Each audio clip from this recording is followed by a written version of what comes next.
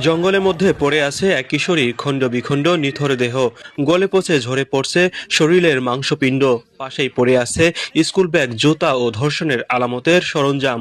খবর পেয়ে পাগলের মতো ছুটে আসছে পরিবারের সদস্যরা। তা দেখতে ভিড় করছেন হাজারো মানুষ, আর অবলোকন করছেন মানুষ কতটা হিংস্র হতে পারে। নিখোঁজের 6 দিন পর অবশেষে মানিকগঞ্জের সিংগাইরে পাওয়া গেছে স্কুল ছাত্রী মাহিয়ার নিথর দেহ। তা আবার খণ্ডিত বিভৎস দেহ, যা দেখে যে কারো গা শিউরে উঠবে। মানুষের এমন ভয়াবহতা, হিংস্রতা সত্যি অন্যকেও হতভম্ব, নির্বাক করে তোলে। রোববার 21শে জুন বিকালে উপজেলার জামিরতা ইউনিয়নের চন্দননগর এলাকায় কবরস্থান সংলগ্ন একটি ঝোপ থেকে এই মরদেহ উদ্ধার করা হয়। প্রত্যক্ষদর্শীদের ভাষ্য অনুযায়ী মরদেহটির উপরের অংশ রশি দিয়ে গাছের সাথে ঝুলন্ত অবস্থায় দেখা যায়, যা থেকে গলে পচে ঝরে পড়ছিল শরীরের মাংসপিণ্ড। এছাড়া কোমর থেকে আরেকটি খণ্ডিত অংশ পাওয়া যায় পাশেই। তাদের ধারণা, ধর্ষণের পর এমন নির্মমভাবে হত্যা করা হয়, যার আলামত হিসেবে পাশেই পাওয়া যায় ব্যবহৃত কন্ডোমের প্যাকেট।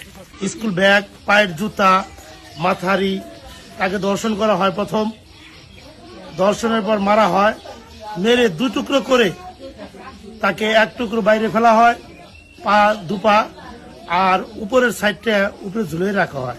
তবে কেন এমন নৃশংস ঘটনা, সে বিষয়েও বেরিয়ে এসেছে চাঞ্চল্যকর তথ্য। নিহত মারিয়া সিংগাইর উপজেলার শায়েস্তা ইউনিয়নের লক্ষ্মীপুর দেওয়ানবাড়ি এলাকার প্রবাসী মিজানের মেয়ে। সে সহস্রাইল উচ্চ বিদ্যালয়ের 8ম শ্রেণীর ছাত্রী ছিল।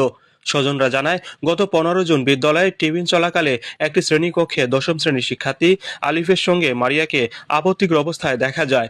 বিদ্যালয়ের সিসিটিভি ফুটেজে বিষয়টি ধরা পড়ার পর 2 শিক্ষার্থীর অভিভাবককে ডেকে মুসলেকা নেওয়া হয়। পরে বিদ্যালয় কর্তৃপক্ষ উভয়কে ট্রান্সফার সার্টিফিকেট অর্থাৎ টিসি দিয়ে দেয়। এরপর থেকে নিখোঁজ হয় মারিয়া। পরিবারের দাবি, বাড়িতে নিজের মোবাইল ফোন রেখে বেরিয়ে যায় মারিয়া। এরপর সম্ভাব্য সকল জায়গায় খোঁজ করেও তার কোনো সন্ধান পাওয়া যায়নি।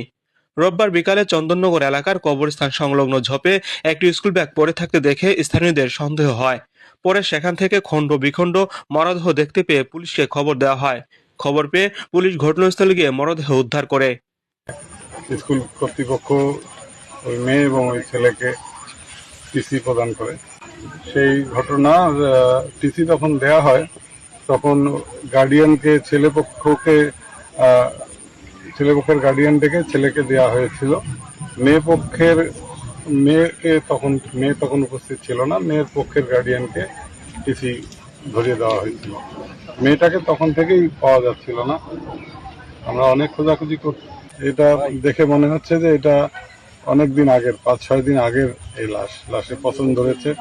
লাশের যে নিম্নাংশ আছে, নিম্নাংশ শরীর থেকে আলাদা এবং তার গলায় একটা রশি দিয়ে একটা গাছের সঙ্গে ঝুলানো।